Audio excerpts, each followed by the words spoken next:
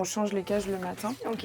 Et donc on a une fiche avec tous les soins à leur faire qui sont préparés. Donc ça peut être des injections, ça peut être du gavage par exemple quand le lapin ne mange pas.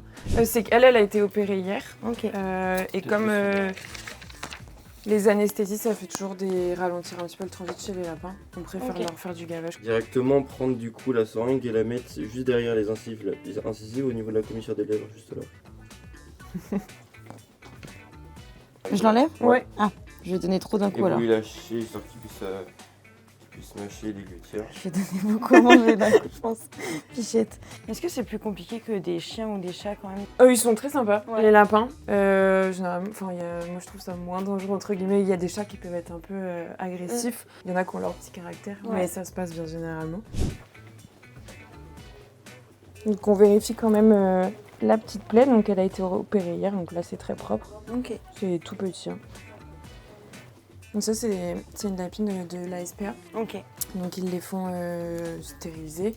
On va la vacciner aussi et après une fois que c'est fait, ils pourront la mettre à l'adoption. Donc là, elle retourne à la SPA ce soir. Ouais, c'est ça.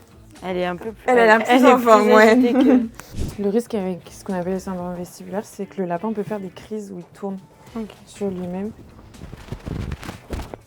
Ça lui fait mal d'avoir la tête penchée comme ça?